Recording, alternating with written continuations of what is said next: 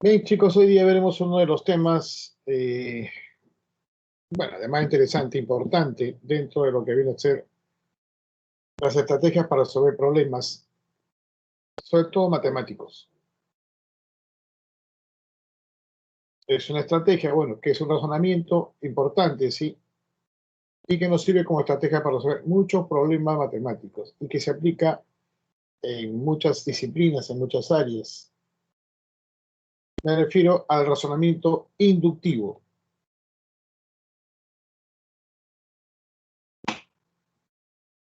¿Qué es el razonamiento inductivo? Vino una pregunta filosofía lógica hace muchos años en el examen de San Marcos que te preguntaban sobre la definición del razonamiento inductivo. ¿En qué consiste razonar de manera inductiva? Bien, algunos quizás ya lo sepa. Es un tipo de razonamiento, muchachos, por el cual se obtienen conclusiones generales, pero a partir de casos particulares, más sencillos y con las mismas características del caso general, o sea, del problema. Es un razonamiento que se basa, se sustenta en las observaciones, en la experiencia, ¿no? A veces, vamos a decir, el razonamiento inductivo, chicos, lo aplican las personas independientemente del grado académico que tengan. Pueden tener mucho nivel académico y aplican razonamiento inductivo, o de repente ningún nivel académico y también aplican razonamiento inductivo, ¿no? Las personas de repente desde muy pequeñas, ¿no?, empiezan a razonar de manera inductiva porque van experimentando situaciones que le permiten sacar conclusiones en base a ello, ¿no? Así como, por ejemplo, que si un bebé que está gateando y por casualidad se acerca a una plancha que está caliente y se quema, esa experiencia particular le va a hacer razonar de repente de manera equivocada también, que cuando ve una plancha le va a tener miedo, porque va a pensar que le va a causar daño en base a esa experiencia, ¿no? Los antiguos pobladores, digamos, del planeta, empezaron a razonar de manera inductiva al observar de repente el cielo, muchachos, cuando se cubría, digamos, o se ponía oscuro, es porque era un indicio de que iba a llover, ¿cierto? Porque ya habían observado situaciones similares que eso ocurría y empleaban el uso del razonamiento inductivo para sacar esa conclusión, ¿no? En muchas áreas, muchachos, aplican el razonamiento inductivo para poder hacer conjeturas e hipótesis. Los físicos, los químicos, en base a sus experimentos, van a hacer uso de ese razonamiento de manera que van a lanzar hipótesis de conjeturas en base a observaciones particulares. En este momento que estamos viviendo, por ejemplo, lo de la pandemia, estamos a la espera de la vacuna, pero están en varias fases. Una de las fases es la fase inductiva, donde analizan situaciones particulares y a partir de ahí van a lanzar hipótesis, ¿no?, y conjeturas que deben ser corroboradas por obviamente argumentos más formales que estén sustentados obviamente en los conocimientos ya universales, ¿no? Eso es con el razonamiento, muchachos, ya deductivamente, pero lo que vamos a ver es el inductivo. El razonamiento inductivo en matemática también, muchachos, ayuda mucho, ¿no? Muchos de los teoremas que de repente ustedes conocen, como por ejemplo el teorema de Pitágoras, se desarrolló primero de manera inductiva. Los babilónicos, y hay registros, ¿no?, vamos a decir, en documentos, bueno, como se dice, de arcilla, que en ese entonces empleaban, con sus jeroglíficos, de que ya conocían el teorema de Pitágoras, conocían las ternas pitagóricas, conocían que los triángulos rectángulos aparecían números como el 3, 4, 5, ¿no?, o el 6, el 8, perdón, el 5, 12, 13, el 6, 8, 10, ¿no?, y otras ternas que han quedado registrados que sí lo conocían. Mucho antes que exista Pitágoras ya conocían esas ternas. Claro, el mérito de Pitágoras es que lo demostró, lo sustentó en base ya a cuestiones que se basaban en definiciones, teoremas, en cuestiones más formales, por decirlo así. Y eso es la importancia de la inducción, que primero te vas a permitir hacer conjeturas, a lanzar hipótesis, que luego tienen que ser corroboradas, pero en base a la observación puedes tú hacer muchas conjeturas, ¿no? El universo, muchachos, está lleno de patrones en las que uno puede, digamos, ubicar de repente ciertas situaciones particulares y en base a esas observaciones sacar una hipótesis sobre ello, ¿no? Por eso el razonamiento inductivo es muy importante. Ahora, vamos a por qué nos sirve en las preguntas de examen de admisión. Es lo que nos interesa, obviamente. Pero, como dice su aplicación, va mucho más allá de simplemente un examen. La inducción, muchachos, le va a permitir justamente desarrollar su capacidad intuitiva y su capacidad de observación. Ese es el objetivo. Desarrollar nuestra capacidad de observación e intuitiva al encontrar patrones regulares en los casos evaluados, ¿no? Patrones numéricos, que son, muchachos, relaciones entre números y figuras, ¿no? ¿Y dónde se va a ver, muchachos, esas relaciones comúnmente? Bueno, en las secuencias. La inducción es por excelencia aplicado en las secuencias. La inducción, muchachos, como ya les había mencionado, es la otra forma de llevar al razonamiento inductivo, inducción. Y como ya dijimos, es un razonamiento de lo particular a lo general. ¿Qué significa eso? Que a través de ciertas observaciones particulares, similares, ¿no? Uno va a encontrar un cierto patrón, una cierta relación, que a partir de ello y de otros más, si de fuera posible, sacar una conclusión general para todos ese tipo de situaciones que tengan las mismas características. Pero basta observar, ¿no?, ciertos casos para que a partir de ello uno saque una conclusión general, que siempre va a ser lo más probable, ¿no? Como ya dijimos, la inducción, chicos, no siempre nos va a dar resultados fiables, ¿no? Hasta un momento indicamos, por ejemplo, que si un bebé se había quemado con una plancha que estaba caliente y cada vez que ve una plancha le va a tener miedo porque cree que le va a quemar, es un razonamiento que está sustentado en esa experiencia particular. Pero si la plancha está fría, no le va a causar daño, ¿no es cierto? Así que él piensa en base a lo más probable debido a su experiencia particular. ¿Está bien? Bien, ahora ya pasó, pero si es lo más probable, ¿por qué de repente no va a dar una respuesta segura? Pero como le decía, muchachos, la importancia es que te va a permitir más adelante, a través de las observaciones, hacer hipótesis y conjeturas, que es justamente lo que a veces interesa para lanzar nuevas teorías, ¿no? Que obviamente luego tienen que ser corroboradas con aspectos más formales. Pero esa es la importancia de la inducción. Bien, ahora, como nota, se recomienda analizar al menos 3 casos particulares. Los casos particulares deben tener las mismas características del caso general, o sea, del problema. Y si los casos particulares están bien planteados, los resultados formarán siempre una sucesión numérica. ¿Está bien? Ahora, en las preguntas de examen son ya conocidos dónde se puede aplicar la inducción. En unos, por ejemplo, en cálculos operativos muy grandes, se puede aplicar la inducción. En conteo de figuras, se puede aplicar la inducción. En problemas de repente, muchachos, donde le puedas dar algún valor como caso particular a una expresión. Eso, matemática, tiene muchas formas, digamos, de cómo aplicarlo. Algunos también le llaman la chamba científica, ¿no? Porque tienes un criterio en la cual puedes acercarte con mucha probabilidad a la respuesta. Ahora, pero todas las sucesiones, muchachos, toda la inducción también nos permite encontrar patrones en las secuencias numéricas. Pues es importante conocer algunas secuencias numéricas. Debemos llamar en este caso a los números figurados. Números figurados porque con esas cantidades se pueden observar muchas figuras. Hay que colocar algunas secuencias que son las más comunes en las preguntas, ¿no?, que aparecen justamente cuando se evalúan. Como por ejemplo, claro, muy bien, Ángel. 1, 4, 9 y 16 son números que están en una secuencia. Y si a ustedes le pidieran cuál es el que sigue, sería bastante sencillo hallarlo, ¿no? Bastante sencillo. 1, 4, 9 y 16. ¿Qué número sigue, por ejemplo?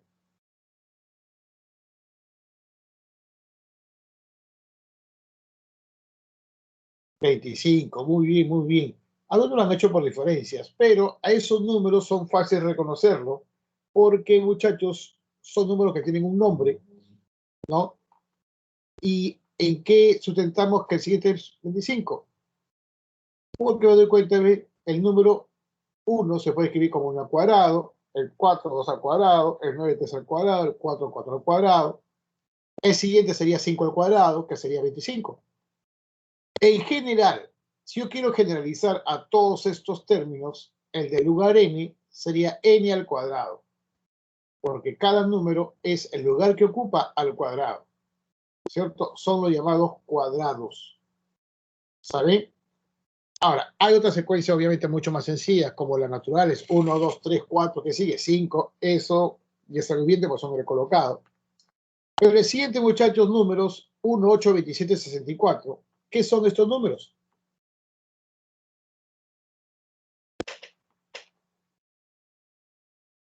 Igual, si uno analiza estos casos particulares, puede sacar el siguiente, incluso puede sacar el término general.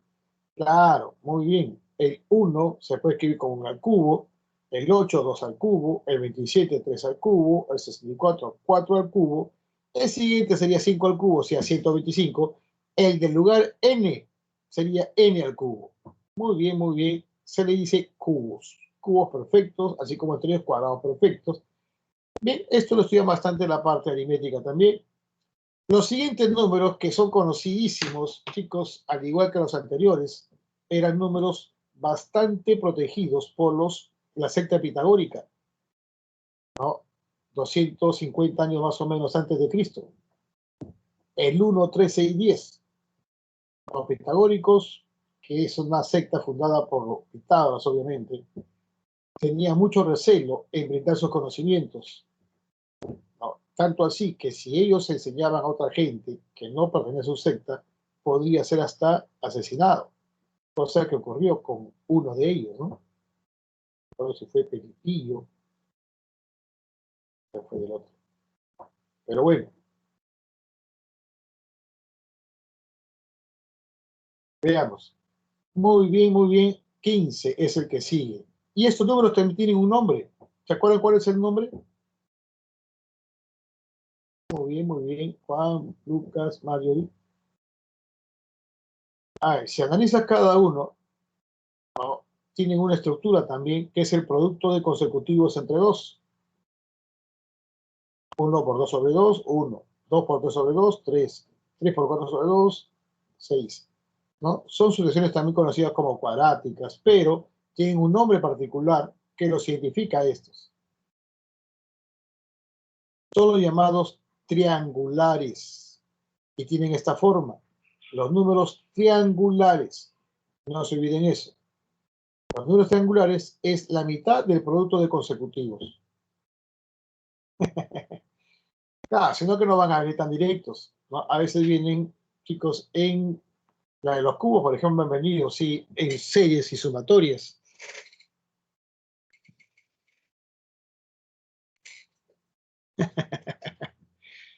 Sí, así era su, como dice, su reglamento de los pitagóricos, ¿no? Que fumamos y revelan nuestros conocimientos. Eran muy celosos ellos. Bien, estos números que están aquí, los que siguen, son familiares de los anteriores, ¿no? Son el doble de los anteriores. 1 por 2, 2 por 3, 3 por 4, 4 por 5. Claro, el siguiente sería 5 por 6, o sea, 30. El del lugar n es n por n más 1, ¿no? Son el doble de los triangulares. ¿Saben? Bueno, como yo conocía muchos de los triángulos rectángulos, el doble de un triángulo rectángulo es un rectángulo. Por eso también se le conoce como rectangulares. ¿Saben? Bien, a estos números se le conoce como, además, producto de consecutivos, los rectangulares.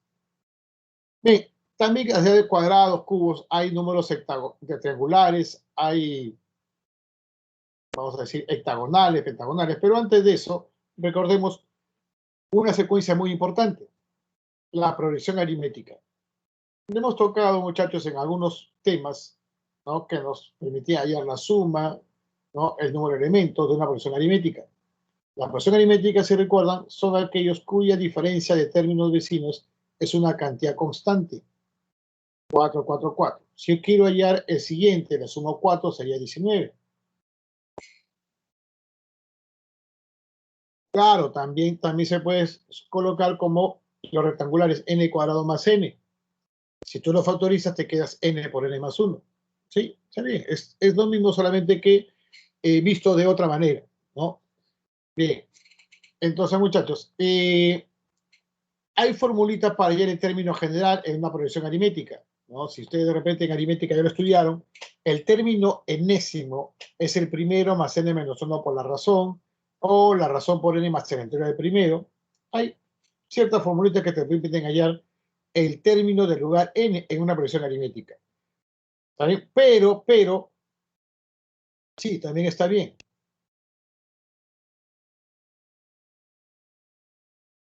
Sí, está bien.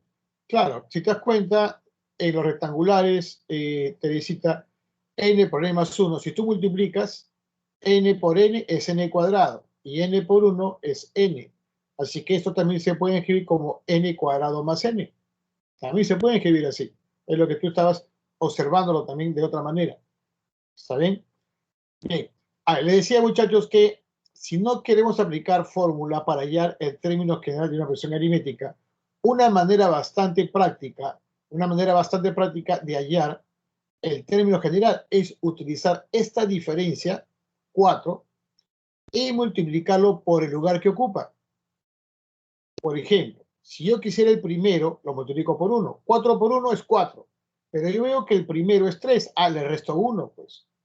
Y así me doy cuenta que el primero es 4 por 1 menos 1, el segundo 4 por 2 menos 1, el tercero 4 por 3 menos 1, el cuarto 4 por 4 menos 1. Entonces, el del lugar n sería 4 por n menos 1. Es una fórmula práctica. Como ven, por ejemplo, la siguiente. 7, 10, 13, 16. Eso va de 3 en 3. Entonces, es una progresión aritmética. Y lo que le dije en un momento, esa diferencia lo voy a multiplicar por el lugar. Si fuera el primero, sería por 1. 3 por 1 es 3. Pero el primero es 7. Entonces le sumo 4. 3 por 2 más 4 es el segundo 10. El tercero, que es 13, es 3 por 3 más 4. El cuarto es 3 por 4 más 4. El quinto sería 3 por 5 más 4. El del lugar n sería 3 por n más 4.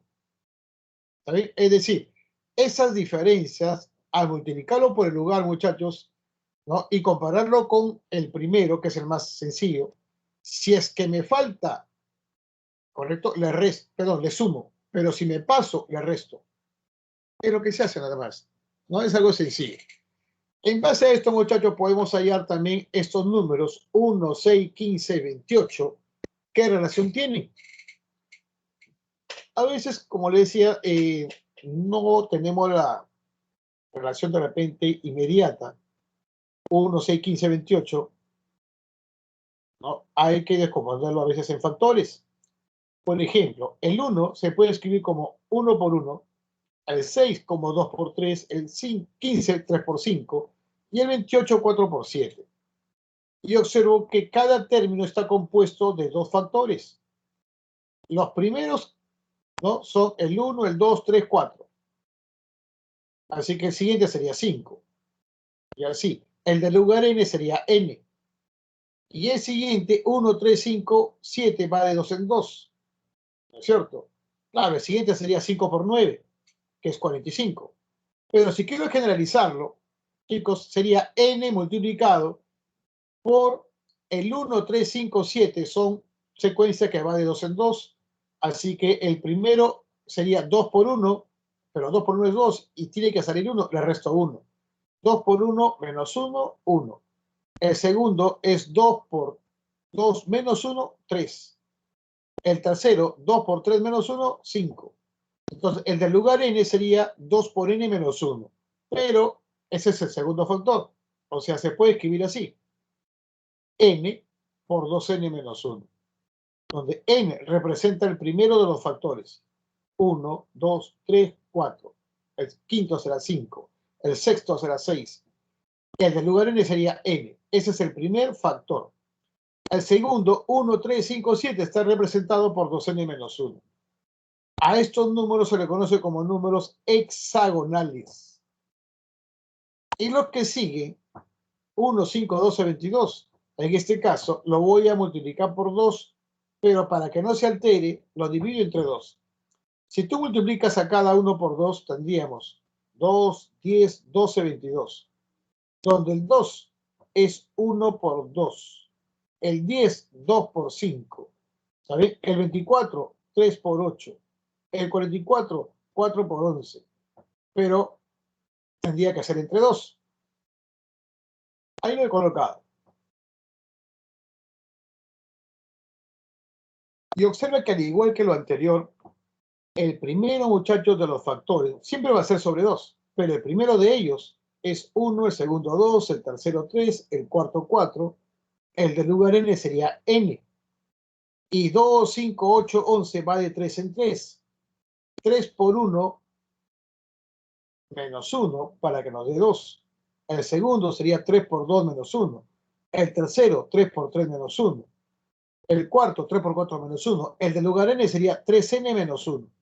Pero ese es el segundo factor. Así que si colocamos, sería n por 3n menos 1 y sobre 2. Ahí está. Esa es la secuencia de los números llamados pentagonales. Pentagonales. ¿Está bien? Bien. Como pueden ver, fíjense, el segundo de los términos justamente da el nombre. 5, penta, de 5. 6, de hexa. ¿No? Los cuadrados, cuadrado de 4. Triangulares de 3. Es el segundo de los términos, le da el nombre. Bien. Esos números, muchachos, les decía, son los llamados números figurados, porque con esas cantidades se pueden obtener figuras. ¿No? En la naturaleza, chicos, que uno observa muchísimas, vamos a decir, elementos naturales que tienen la forma de figuras y se relacionan justamente con las secuencias numéricas. Los cuadrados, ¿no? Ahí están los cubos que están dados de esta forma, los triangulares, ¿no? Si tú sumas, por ejemplo, acá está, acá no es 12, acá debe ser 10, lo he colocado mal. Acá debe ser 10. Por ejemplo, si tú sumas dos triangulares consecutivos, 1 más 3 me da 4, 3 más 6 me da 9, 6 más 10 me da 12. O sea que la suma de dos triangulares consecutivos me da cuadrados, ¿no? Los rectangulares, ahí están, forman rectángulos. Los pentagonales, ahí están los llamados pentagonales. Los hexagonales, estos son los hexagonales. Cada uno se forma, muchachos, formando un hexágono. Bien, y así, bueno, estos son los más conocidos, más usuales, pero hay muchas más secuencias que se tienen que ver con relaciones, muchachos, con elementos de la naturaleza. Uno de ellos, que de repente nos quedaría corto la clase para hablar solamente de esa secuencia, es la secuencia de Fibonacci. ¿Han escuchado hablar de los números de Fibonacci o no?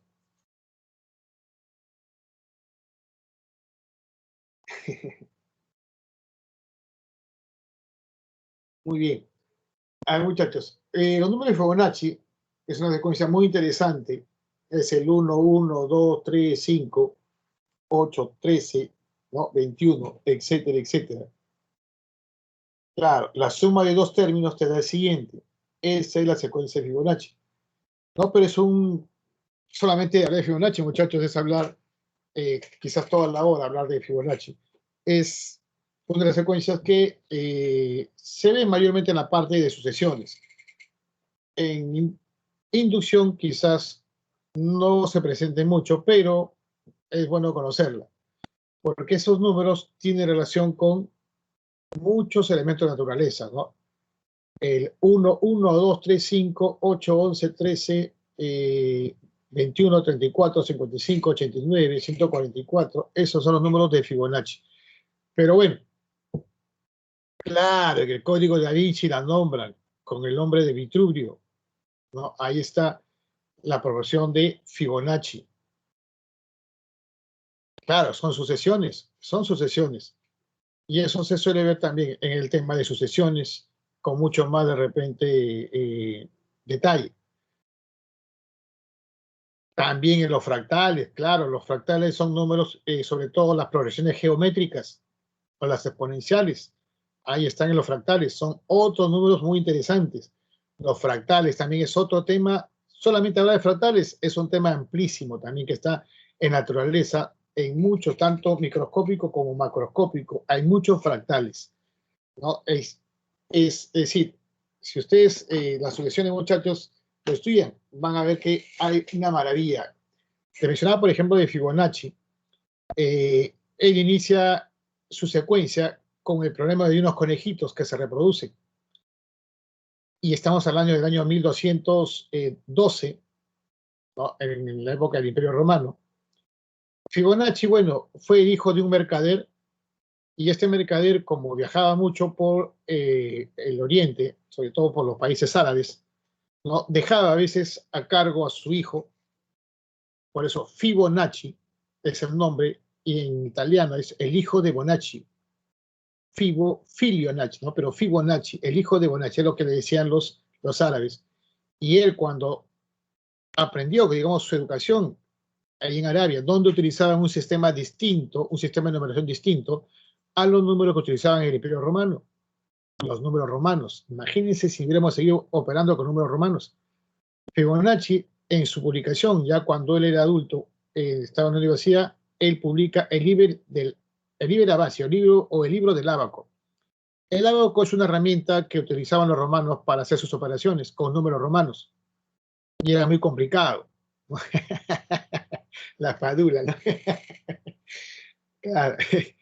Y bueno, en ese libro él menciona las cuestiones, vamos a decir, las bondades del sistema de numeración indoarábigo, ¿no? Cómo se podía operar mucho más rápido con estos números, incluyendo también a un número que los romanos no conocían, que era el cero, ¿no? Y ahí menciona en ese libro el problema de los conejos, donde aparece su secuencia.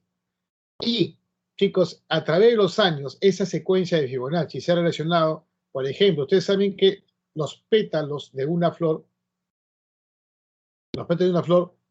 son términos de Fibonacci.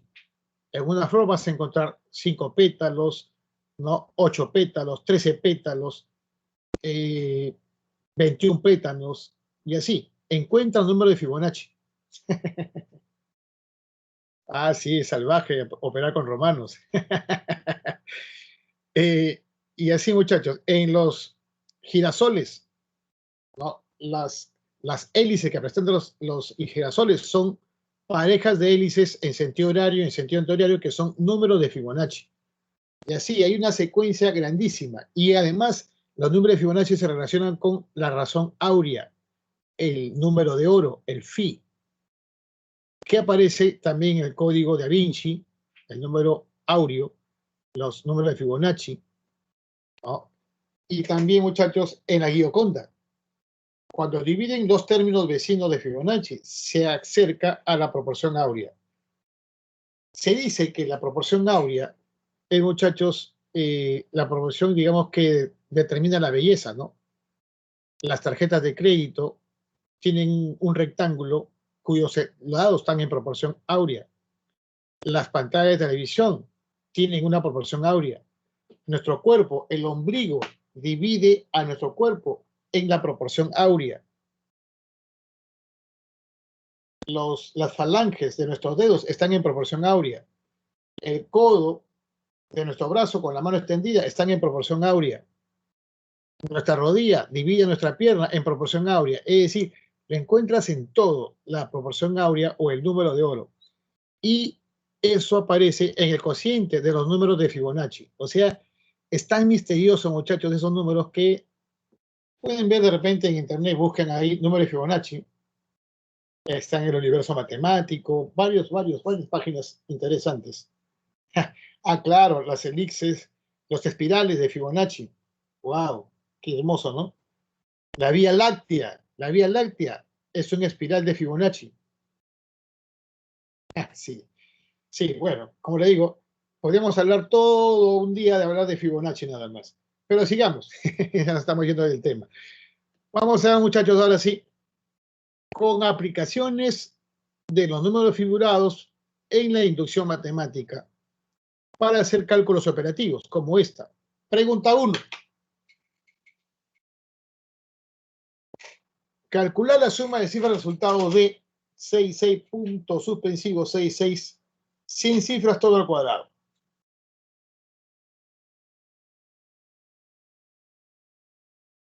Bien, claro, ya pues en cifras, muchachos, si lo quieres en tu calculadora, no va a entrar eso en la calculadora.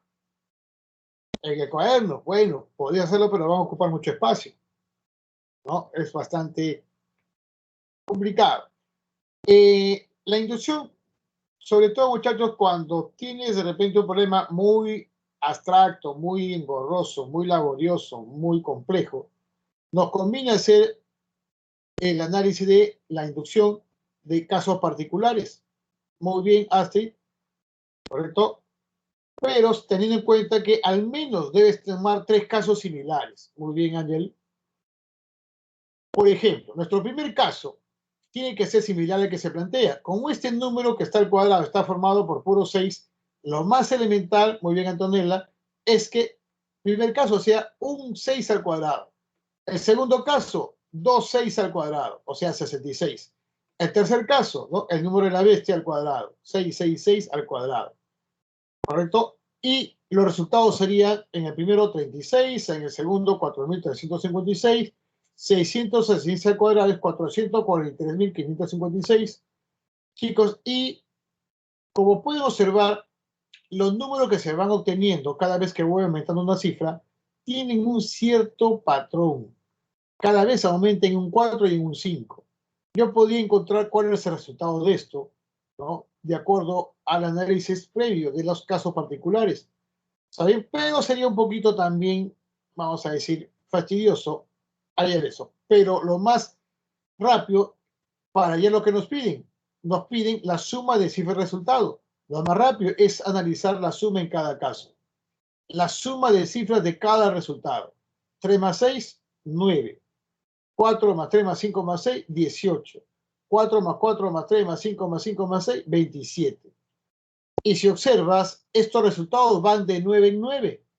Por hacer una operación aritmética, lo puedo escribir como 9 por 1, este como 9 por 2, el siguiente como 9 por 3. Y te das cuenta que cuando eran 3 cifras, 6, 9 por 3. 2 cifras, 6, 9 por 2. Acá son 100 cifras, 6. Entonces, en 100 cifras sería 9 por 100, 900. Muy bien, sencillo. Pregunta 2.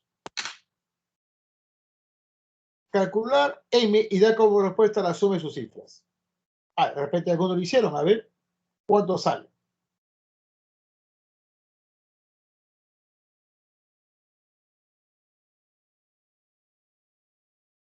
Ah, muy bien, Laisha. Muy bien, muy bien. ¿No? Bien, otra vez, 101 cifras es bastante. Analicemos entonces casos particulares. Igual, al menos 3 casos. Ahora, pero debe tener las mismas características que este problema. Ahora, ¿y qué características tiene esto? Que termina en 4 y las demás cifras son 3.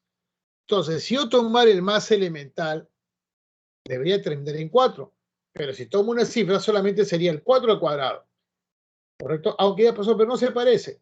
Bien, si no, empieza con el segundo caso, o caso a partir de 2 cifras, como primer caso, y también escoge 3 casos. Y si aún así no cumple, agarra otro número más hasta que encuentres una relación, ¿no? Pero aquí sí también se cumple, muchachos, con el primero. Caso 2, 34 al cuadrado. Caso 3, 334 al cuadrado. Muy bien. Los resultados serían 16.156 y 111.556.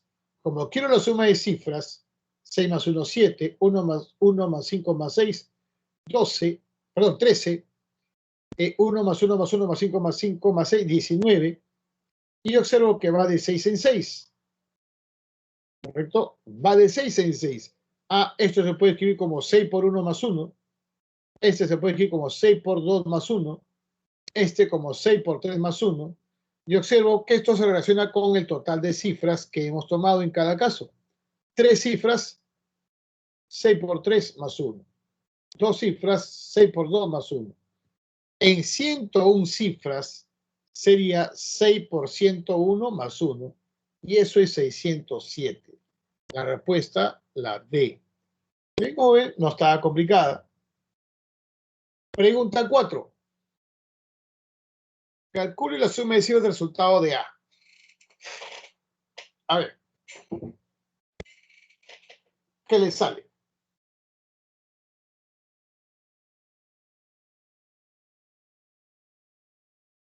Otra vez, toma 3 casos al menos, pero similares a que se plantea. Yo veo que A es el producto de dos factores que tienen la misma cantidad de cifras, solamente que en uno son cifras 5 y en el otro son cifras 9. Entonces, ¿cómo sería nuestro primer caso y que sea similar a ese?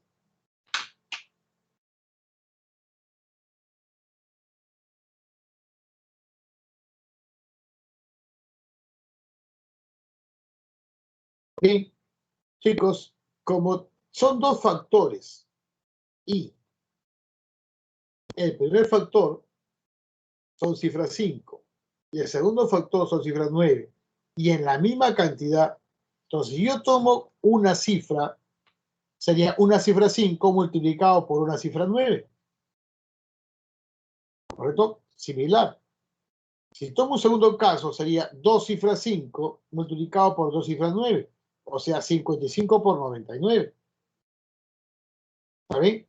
Si fuera un tercer caso, tendríamos ahí, muchachos, 3 cifras 5 multiplicado por 999. Muy bien. Ah, muy bien, Astrid. Muy bien. Entonces, muchachos, hallemos los resultados. 45, 55 por 99 es 5.445. 555 por 909, bueno, sería 554.445. Ahí está.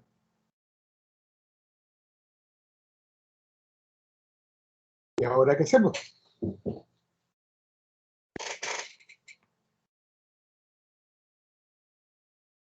La suma de cifras, claro. Muy bien, Angeli. En cada caso, 4 más 5, 9. 5 más 4 más 4 más 5, 18. 5 más 5 más 5 más 5 más 5 más 4 más 4 más 4 más 5, 27. 1 por 9, 2 por 9, 3 por 9. Ya lo vimos hace un rato. Esto es con 3 cifras, 3 por 9. Con 2 cifras en cada factor, 2 por 9. Con 100 cifras en cada factor, sería 100 por 9, 900. ¿Está bien? Bien. Exacto, ¿no? Porque como nos piden la suma de cifras, se da la relación con la suma de cifras. Exactamente. ¿Sí? También lo podía sellar con la formación del número, pero sería un poco más tedioso, nada más. Más fácil, como te piden suma de cifras, lo hacemos con la suma de cifras. Pregunta 4. A ver, ¿qué le sale?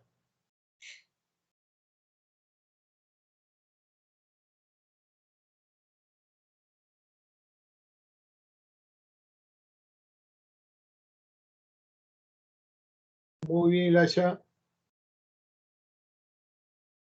Otra vez, tomamos 6 casos al menos. Y lo importante, muchachos, es identificar cómo serían los casos. La raíz cuadrada de 4, 4, 4 y así, 2000 cifras 4 menos 8, 8, 8 y así, 1000 cifras 8. Observamos, chicos, que las cifras 4 son 2000 y las cifras 8 son 1000. O sea, el doble. El doble de fichas 4 que de cifras 8. Por lo tanto, si voy a hacer un caso particular empezando con una cifra 8 debería relacionarse con dos cifras 4. O sea, sí, raíz cuadrada de 44 menos 8.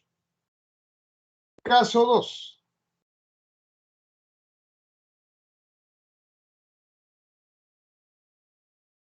Si yo tomamos dos cifras 8, las cifras 4 tienen que ser el doble, ¿no? Porque aquí la razón es el doble de cifras 4 que las de 8.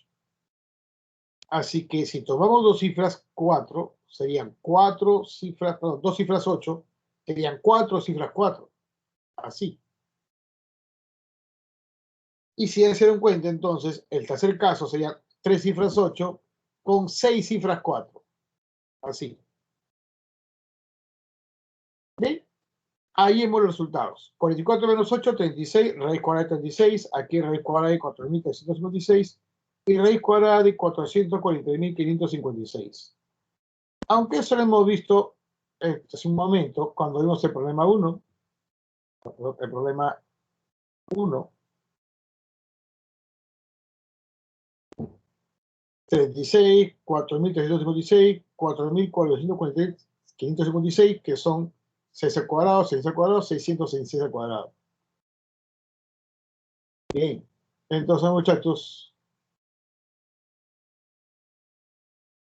esto sería 6 al cuadrado, raíz cuadrada 6, 66 al cuadrado, raíz cuadrada 66, y así el otro también teníamos esos valores. Bien, chicos, como nos piden la suma de cifras, mejor hayamos de una vez la suma de cifras. Aquí es 6, luego 12, luego 18. Ahí está.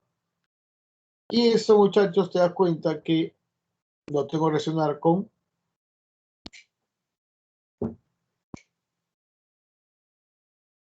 el número que va aquí, ¿no? Con este número. Aunque como va de 6 en 6, esto es 6 por 1, 6 por 2, 6 por 3, o 3 por 6, ¿no? Entonces, muchachos, ya podemos sacar nuestra conclusión general. Cuando es 3 por 6 es porque son 3 cifras 8.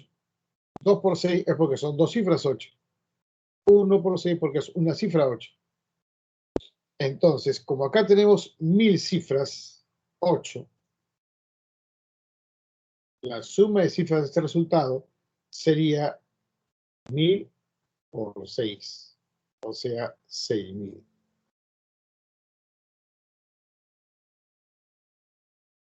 Bien, ahora vamos con conteo de figuras. Pregunta 5.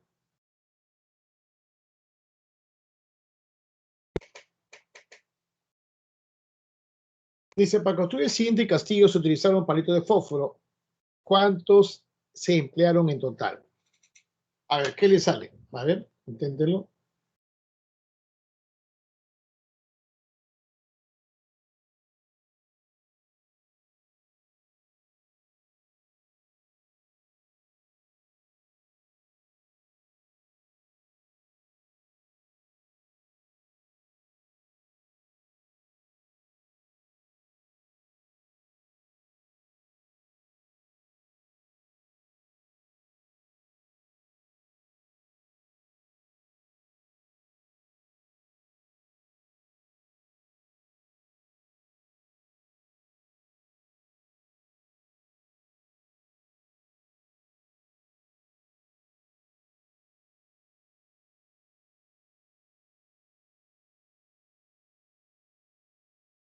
Muy bien, Antonella.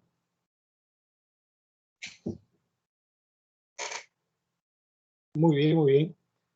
A ver, si bien es cierto, chicos, se puede hacer también con la fórmula de sumatorias, ¿no? O de series. Pero si por ahí recientemente resulta complicado o no te acuerdas la fórmula, la inducción es una herramienta válida también para resolver esta pregunta. Pero hay que semejante a lo que se está planteando, pero obviamente más sencillo. Veo aquí, muchachos, que hay varios niveles donde he colocado los palitos. Entonces, si empezamos con lo más sencillo, es un solo nivel. Si tomo un caso un poquito más grande que el anterior, serían 2 niveles. Y en un tercer caso serían 3 niveles. ¿Correcto? A nosotros nos están viendo el número de palitos que hay en esta figura. Así que voy a ver el número de palitos en cada figura.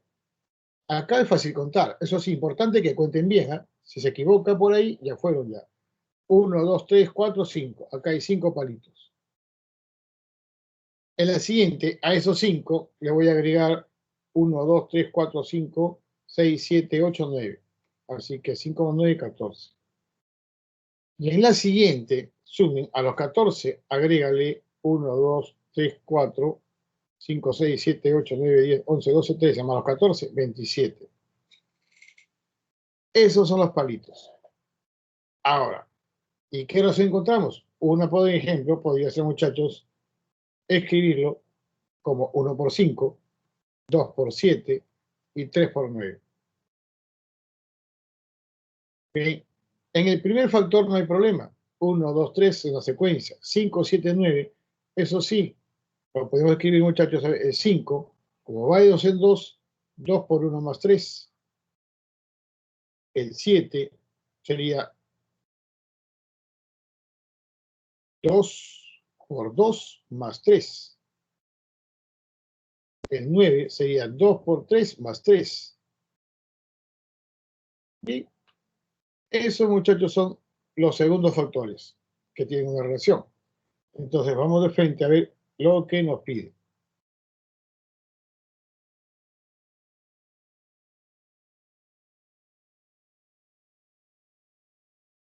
Ahora, estos resultados debo relacionarlos con el dato que tenemos aquí, que es 1, 2, 3 hasta 51. Si numeramos los palitos verticales, acá sería 1, 2. En el otro tendríamos 1, 2, 3, solamente los palitos verticales. Y en el otro 1, 2, 3, 4. Bien, fíjense, cuando aquí es 2, acá es 1. Cuando aquí es 3, 2. Cuando aquí es 4, 3. O sea, 1 menos. Si aquí es 51, debe empezar con 50.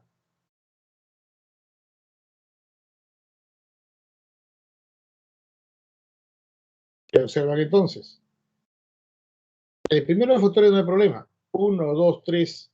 Pero fíjense, cuando acá es 2, acá es 1. Cuando acá es 3, acá es 2. Cuando aquí es 4, acá es 3.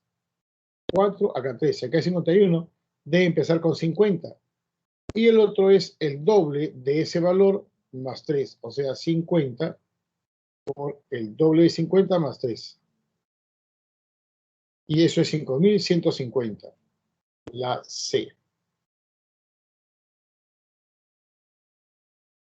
Pregunta 6. A ver, inténtela, que sale.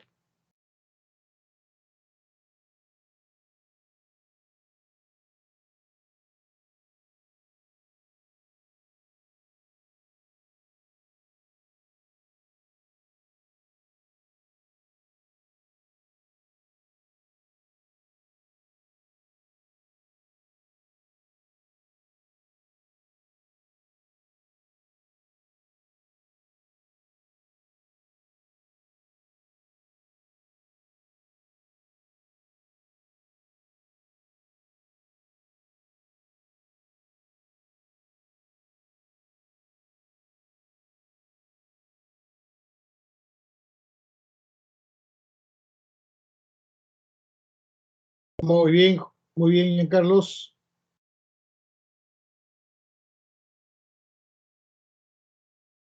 Bien, Antonella. Muy bien.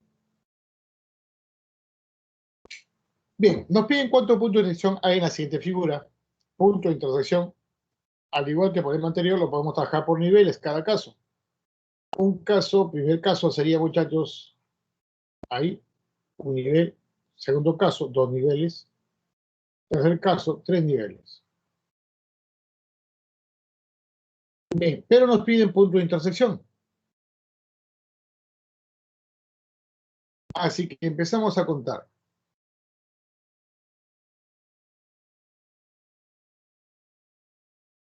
En la primera de ellas, es fácil contar. ¿Cuántos puntos de intersección hay?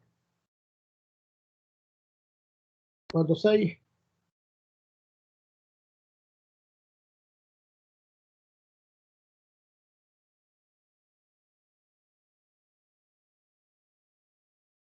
Dos puntos, ¿no? Hay dos puntos nada más de intersección en la primera figura.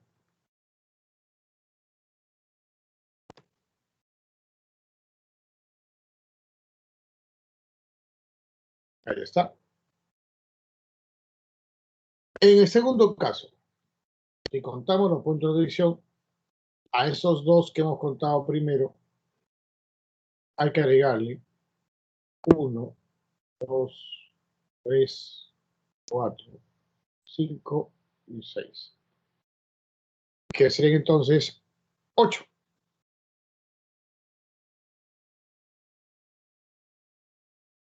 Y en el tercer caso, muchachos, si contamos los puntos de intersección, en total, habíamos dicho que hasta el anterior hay 8.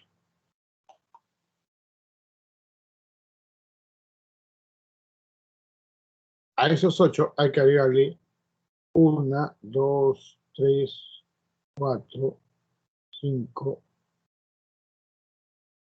6, 7, 8, 9, 10. Serían 18, ¿no? Los 8 más 10 más 18.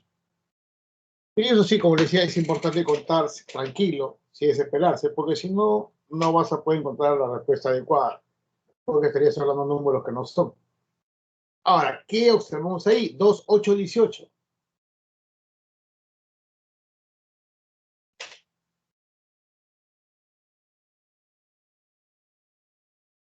¿El profesor eso no me lo ha enseñado?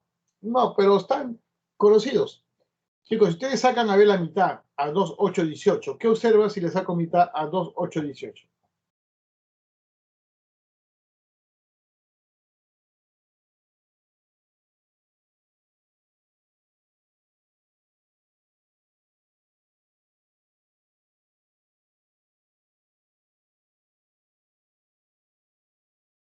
Muy bien, muy bien.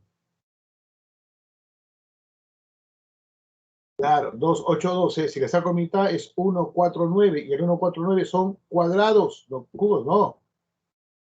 Sácale mitad, 1, 4, 9. El 1, 4, 9 son cuadrados. Los cubos son 1, 8, 27. Así que si le saco mitad, aparecen los cuadrados. ¿Eso qué quiere decir? Que el primero de ellos se puede escribir como el doble de 1 al cuadrado. Este es el doble de 2 al cuadrado. Este es el doble de 3 al cuadrado. Bien, ahora muchachos, cuidadito con decir el doble de 30 al cuadrado, 1800, ¿ah? Cuidadito, no se me apresuren. Como tenemos a ver, lo que está numerado son la cantidad de circunferencias. Pues si acá yo, digamos, enumero las circunferencias de cada caso en la base, acá tenemos 1, 2. Acá en la base tenemos 1, 2, 3. ¿Correcto? En la siguiente tendríamos 1, 2, 3, 4. Ahí está. Cuando aquí es 4, es 3 al cuadrado. Cuando aquí es 3, es 2 al cuadrado. Cuando aquí es 2, es 1 al cuadrado. Bien, eso, muchachos, ¿qué quiere decir? Que si aquí es 30, ¿no sería del doble de 30 al cuadrado? Repito, cuando aquí es 4, acá es 3. Cuando aquí es 3, ahí es 2. Y si aquí es 2, aquí es 1. Pregunta, ¿y si aquí es 30? Ah, muy bien, Adriana. Sería el doble de 29 al cuadrado, o sea, 1682, porque 30 al cuadrado es 841. El doble, 1682. La C.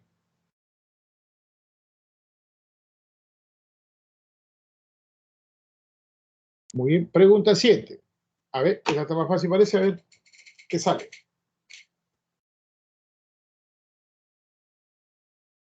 ¿Cuántos triángulos se cuentan en la siguiente figura?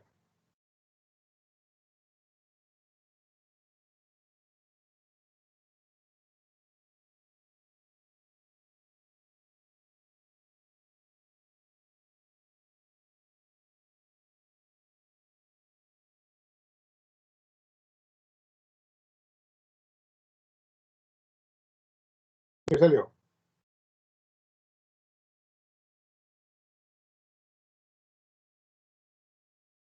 Bien, a ver, identifiquemos los dos casos. Al igual que los problemas anteriores, se puede trabajar con niveles más pequeños, ¿no? Nuestro primer caso, segundo caso, 2 niveles, tercer caso, 3 niveles.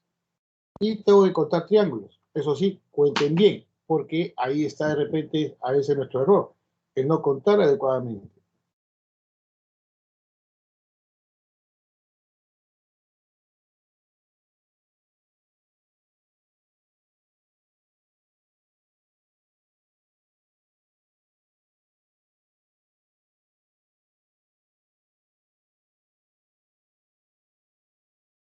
A ver, veamos. ¿Cuántos triángulos hay en la primera figura?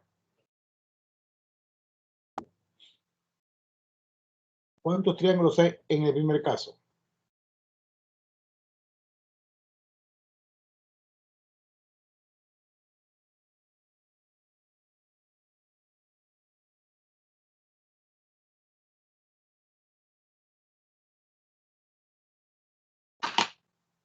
Muy bien, muy bien. 3. Entonces anotamos 3. En la siguiente figura, ¿cuántos triángulos cuentas? En la segunda. Cuenten bien, ¿eh?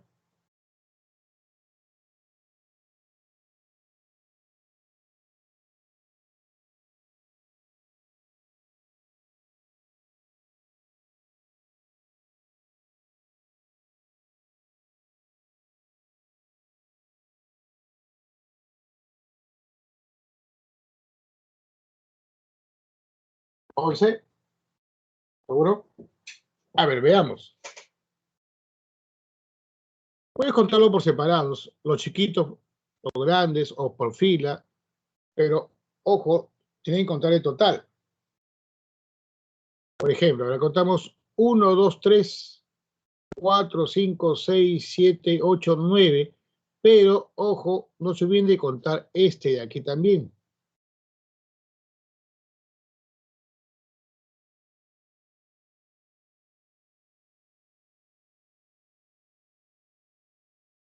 Ese no lo hemos contado. Repito, 1, 2, 3, 4, 5, 6, 7, 8, 9. Y este de aquí son 10 nada más. ¿Están contando más? Ahí hay 10. En el siguiente, a ver, cuenten.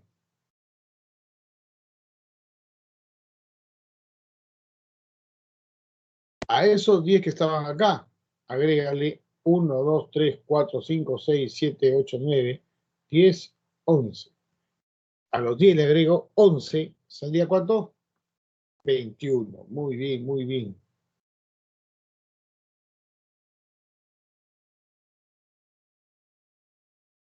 Ahí está. Bien, en base a esos resultados, muchachos, hallemos en el problema. A ver, ¿por qué 11? Porque hay que contar bien. Si no saben contar, están en problemas. A ver, 1, 2, 3, 4, 5, 6, 7, 8, 9. Y no te olvides este grande, el 3, el de aquí. Este y este más. 9 más 2 son 11. ¿Entendiste, Joel? Juan, ¿entendiste?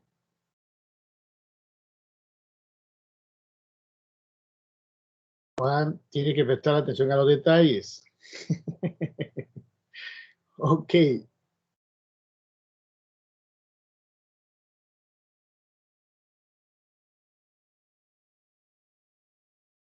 Ahora, descompongamos en factores. 1 por 3, 2 por 5 y 3 por 7. 1, 2, 3, otra vez los naturales. 3, 5, 7, va de 2 en 2. Entonces puedo escribir como 2 por 1.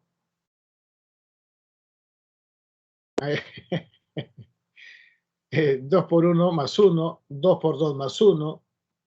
El siguiente sería 2 por 3 más 1. Ahora, pero eso hay que relacionarlo con los números que están en la base. Aquí solamente se cuentan los que están con la punta hacia abajo. Está numerando los triángulos con la punta hacia abajo. Acá sería 1. Acá sería 1, 2. En el siguiente sería 1, 2, 3. Bien, y como observas, 3 acá es 3, 2 acá es 2, 1, 1. Si acá es 30, sería 30 por, el otro es 2 por 3 más 1, es 2 por 2 más 1, aquí es 2 por 1 más 1, el 30 sería 2 por 30 más 1, o sea, 61 por 30, 1830. Muy bien, Adriana, 1830. Esa es la respuesta a las 7. Pregunta 8.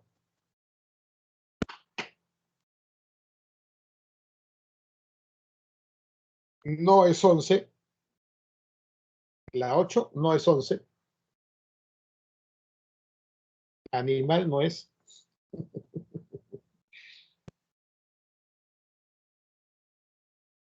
Ah, la anterior. Ah, ok. Ah, muy bien, muy bien. Animal, correcto. El animal. Ah, ya. Muy bien.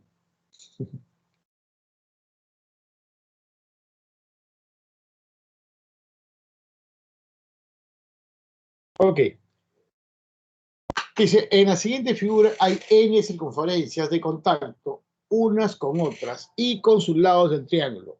Si en total hay 759 puntos de contacto, hay la suma de cifras de n.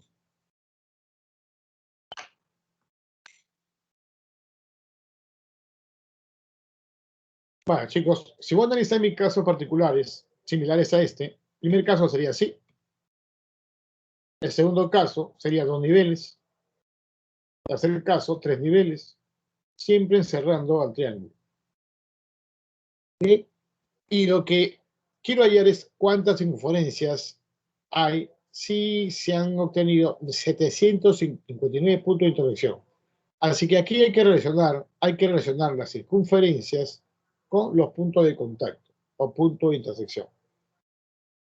Y yo veo que acá hay una circunferencia, acá hay 3 y acá hay 10. ¿No? 1, 3, 10. Ahora, los puntos de contacto, hay que contarlos en cada caso. Yo tengo 1, 2, 3. Ahí dice. Hay n circunferencias en contacto una con otras y con los lados del triángulo. Con los lados del triángulo. A ver, acá hay 3. Aquí sería 1, 2, 3, 4, 5, 6, 7, 8, 9. 9 puntos de contacto. Y en la otra, 1, 2, 3, 4, 5, 6, 7, 8, 9, 10, 11, 12, 13, 14, 15, 16, 17, 18, 19, 20, 21, 22, 23, 24, 25, 26, 27, 28, 29 y 30. Así que acá hay 30 puntos de contacto.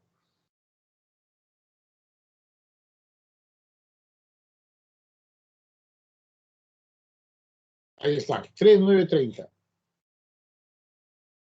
Muy bien, pero nosotros queremos hallar la cantidad de circunferencias que hay aquí, que son n, sabiendo que el total de puntos de contacto es 759. A ver, ¿qué encontramos ahí? 1, 3, 3, 9, 10, 30. Ajá. A ver, ¿quién se da cuenta?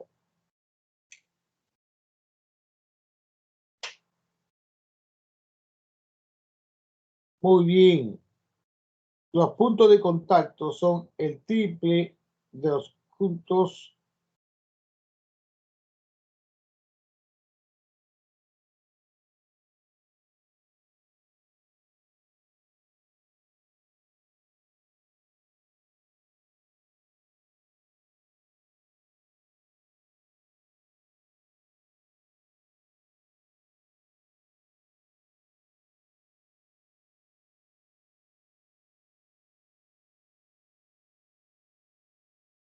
Muy bien, muy bien.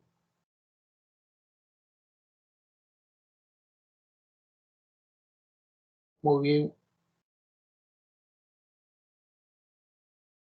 La respuesta correcta. Muy bien, Jen.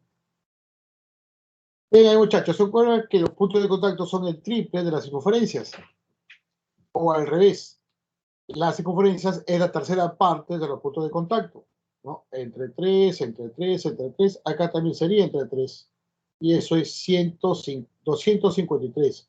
Suma de cifras, eso es 10. La respuesta, la de 10. Muy bien, Jen. Pregunta 9. Hace poco vi un examen de admisión. Hay la suma de los elementos de la siguiente matriz de 10 por 10. Hace poco estuvo presente en un examen de admisión. ¿Cuántos sabes? Cuando dice matriz de 10 por 10, lo voy a adelantar una vez, significa 10 filas, 10 columnas.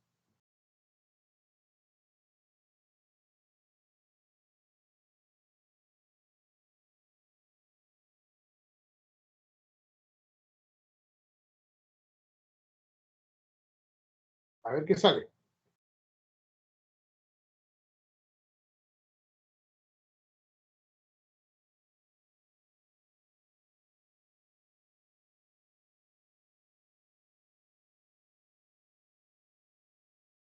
¿Qué sale?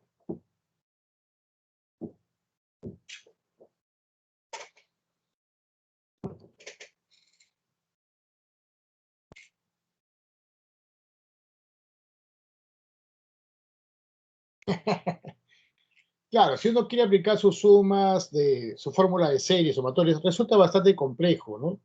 Bastante complejo hacer eso. Pero la inducción también, muchachos, resulta, o es una herramienta que es mucho más sencilla. Muy bien, Adriana, muy bien. Esa es la respuesta. Muy bien. A ver, porque si vas a analizar casos particulares, una matriz es una distribución por filas y columnas. Es esto. Esto es una matriz. En álgebra, ¿no han hecho matrices ustedes alguna vez? Matrices. Por eso le puse matriz de 10 por 10. Esta es una matriz cuadrada incluso. 10 filas, 10 columnas. Matriz de 10 por 10 significa, acá lo puse abajo, 10 filas y 10 columnas.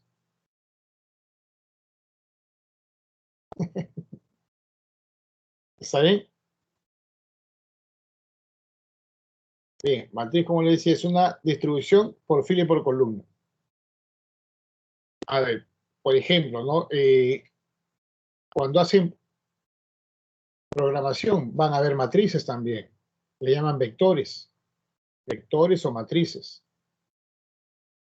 La pantalla está lleno de píxeles y cada píxel es un elemento de una matriz. Así que matrices lo ven con mucha frecuencia, ¿eh? En programación. Bien, sigamos. Ahora, si voy a analizar casos particulares, tienen que ser matrices más pequeñas. Claro, el teclado también. Lo más pequeño sería una matriz de 1 por 1, de una fila una columna, de 2 filas 2 columnas, de 3 filas 3 columnas. Pero empezando obviamente por los más pequeños. Una matriz de una fila una columna solamente sería el número 2. Una matriz de 2 filas 2 columnas sería el 2, 4, 4, 6. Una matriz de 3 filas 3 columnas sería 2, 4, 6, 4, 6, 8 y 6, 8, 10. ¿Correcto? Cada caso se asemeja a este, solamente que son menos números. Entonces, como me pide la suma de elementos, hallamos, a ver, en el primer caso es un solo elemento, la suma sigue siendo 2. En la siguiente, 2 más 4 más 6 más 4, eso es 16. En la siguiente, 2 más 4 más 6 más 8 más 6 más 4 más 6 más 8 más 10, 54. ¿Correcto? Bien, ahora, otra vez, si tú le sacas mitad, mitad, queda 1, 8, 27. Y recuerdan, ¿quiénes son el 1, 8, 27? Los cubos. Esto es 2 por 1 al cubo, 2 por 2 al cubo y 2 por 3 al cubo. ¿Saben? Bien. Ahora, cuando la matriz es de 3 por 3 es 2 por 3 al cubo. Cuando es de 2 por 2 es 2 por 2 al cubo. Chicos, entonces, en una matriz de 10 por 10 sería la suma de sus elementos 2 por 10 al cubo. ¿Y cuánto es 2 por 10 al cubo? 2000. 2000. La D. Muy bien, muy bien. Básico, ¿eh? Tan sencillo. Esta es pregunta de examen de admisión. Ahora, ha venido otros años, porque ha venido varias veces también, no una sola, ha venido varias. Ha venido con los números naturales, 1, 2, 3, 4, hasta 10, por ejemplo, ¿no? Y acá otra vez 2, 3, 4, hasta 21 y así. Ha venido con los impares también, ¿está bien? Así que es una pregunta que es recurrente. Vamos con la 10, a ver. A ver, calcular el valor de esta expresión. 1 por 2 más 2 por 3 y así hasta 4 por 5. Perdón, hasta 2n menos 1 términos. Y abajo n términos. Ah, muy bien, Lasha. Muy bien. Aquí pueden aplicar lo que se llama champa científica, ¿no? Chicos, la expresión que da, ¿no? La expresión de esta operación matemática, de esta expresión, depende de n, ¿no? El tamaño depende de n. Así que si yo quiero tomar casos particulares, ¿no? El tamaño, como depende de n, empiezo dándole valores a n. Para N1, para N2 y para N3. Recuerdan, 3 casos al menos. Para N1, reemplaza 2 por 1 menos 1, un término. Y abajo, un término arriba y un término abajo. Un término es 1 por 2, entre 1 cuadrado. Ya, esto es simple, ¿no? Esto, ahora. El siguiente, para N2. A ver, 2 por 2, 4 menos 1, 3. 3 términos arriba. Y abajo, si el N es 2, 2 términos. Ahí está. Para N3 sería 2 por 3, 6 menos 1, 5. 5 términos arriba y abajo 3 términos. Ahí está. 5 términos y abajo 3 términos. Bien, ahora operamos. Esto es 1 por 2, 2. 1 cuadrado, 1. 2 entre 1, 2. Acá sería 1 por 2, 2. 2 por 3, 6. 3 por 4, 12. 12 más 6 más 2, 20. Y abajo tendríamos 10. Y por acá tendríamos a ver 1 por 2. Bueno, a estos 20 le agrego 20 más, ya serían 40, y luego 30 más, que serían 70. Y abajo teníamos 10 y le agrego 25, 5 al cuadrado, nos daría 35. ¿Está bien? O sea, 70 entre 35. Y eso también es 2. Así que siempre sale ¿qué? 2. Ahora, si ustedes lo querían hacer por sus fórmulas, hay fórmula para hallar la suma de los productos consecutivos, hay fórmula para hallar los impares al cuadrado, pero no lo vas a recordar. No te memorices tantas fórmulas tampoco. Es bueno, sí, pero siempre y cuando sean demostrables, sería lo bueno, mejor para que no se te olvide. ¿Está bien? Bien. Bien, muchachos, ahí acabamos, justo para que puedan dar su examen. A ver, ¿lo voy a despertar o no? ¿Unas cuantas balas? Vamos a parar la grabación ya.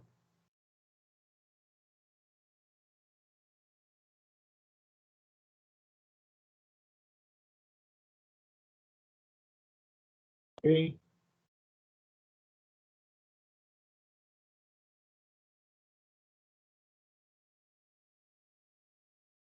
Ya, para la grabación.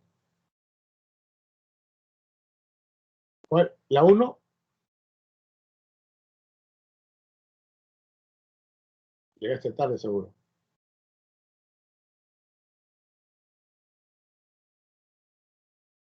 ¿Esa?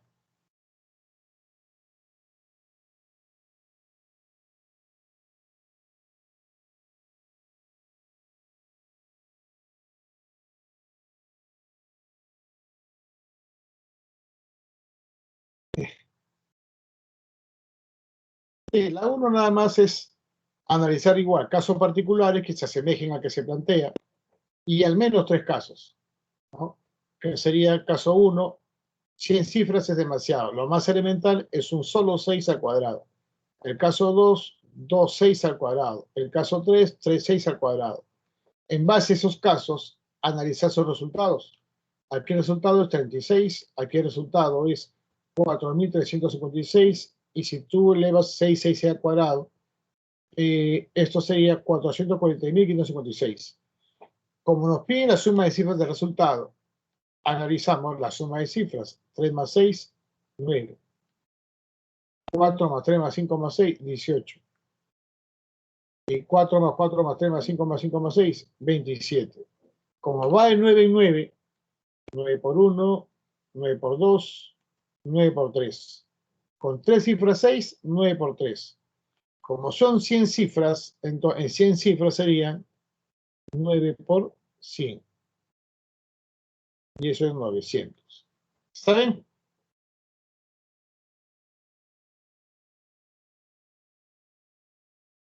Ok, no te preocupes.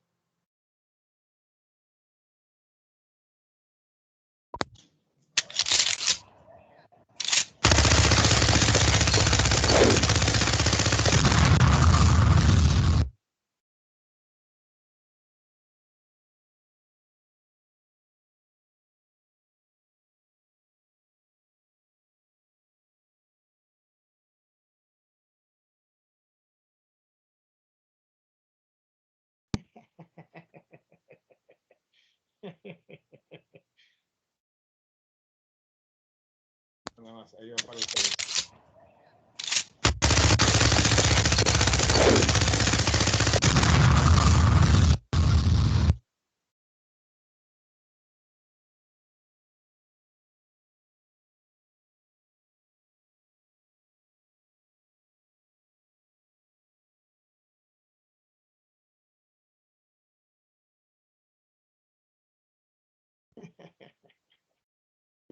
Muchachos, pueden dar su examen. Ahí nos vamos a quedar.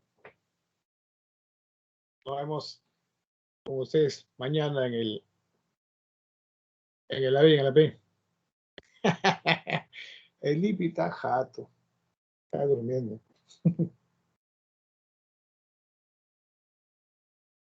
Para lo que está detrás, este es mi botín de oro. Ah, sí, este es mi biblioteca. Bueno, está más allá también.